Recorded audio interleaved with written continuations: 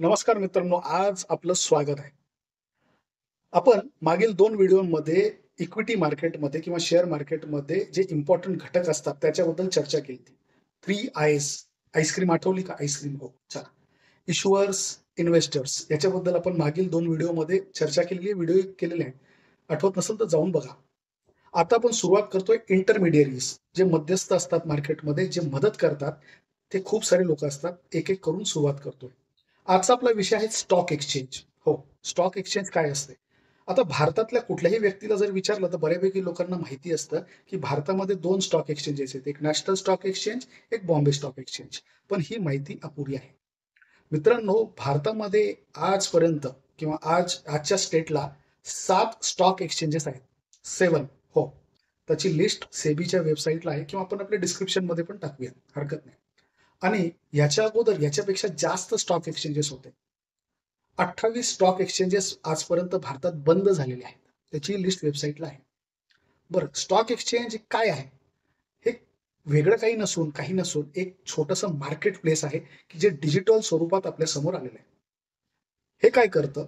ज्या लोकांना आपले शेअर्स विकायचे व ज्या लोकांना आपले शेअर्स घ्यायचे यांना एकत्रित घेऊन येतं आणि कुठेतरी त्यांना एक जागा मिळवून देतं, की त्यांनी आपले शेअर्स विकता यावे किंवा घेता यावे. बरं, स्टॉक एक्सचेंज नाव जरी छोटंसं वाटत असलं ना, पण त्याच्यात पॉवर खूप जबरदस्त आहे बरं का. कुठल्याही देशाची जर तुम्हाला प्रगती चेक करायची असेल ना, तर त्यांचा स्टॉक एक्सचेंज किती स्ट्राँग आहे, याच्यावरनं ते डिसाईड होतं. बरं, स्टॉक एक्सचेंज स्ट्राँग असला, तर ती इकॉनॉमी स्ट्राँग आहे, असं एक जनरल अंडरस्टँडिंग सगळीकडे आहे किंवा सगळ्या देशांमध्ये ही जनरल अंडरस्टँडिंग असते. दुसरा महत्त्वाचा मुद्दा, लिक्विडिटी. लिक्विडिटी म्हणजे तरलता. म्हणजे काय असतं, स्टॉक एक्सचेंजमध्ये खूप सारे लोकं विकणारेही असतात, खूप सारे लोकं घेणारेही असतात. म्हणून काय होतं, एखाद्या माणसाला आपले शेअर्स विकायचे असतील, तर आरामशीर विकून त्याला बाहेर पडता येतं किंवा एखाद्याला घ्यायचे असतील, तर पैसे देऊन ती वस्तू घेऊन किंवा तो शेअर्स घेऊन तो जाऊ शकतो. तिसरा महत्त्वाचा मुद्दा, हे जे ट्रेडिंग चालते स्टॉक एक्सचेंजवर, कुठेतरी त्याच्यावर आपल्याला गव्हर्नमेंटला टॅक्स द्यावा लागतो. त्याला म्हणतात एस-टी-टी.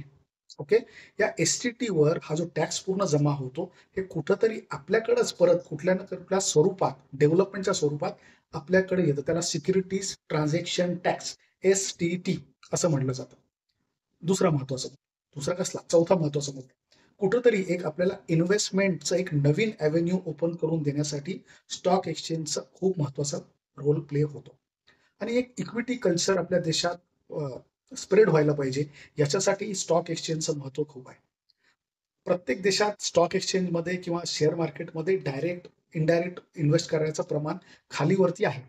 पण जसं आपलं देश मॅच्युअर होत जातं, जशी आपली इकॉनॉमी मॅच्युअर होत जाते, आपली फायनान्शियल इकोसिस्टम मॅच्युअर होत जाते, आपल्याला असं लक्षात येतं, की स्टॉक एक्सचेंजचा रोल हा खूप जास्त महत्त्वपूर्ण होत जातो. तर आज इथंच थांबूया.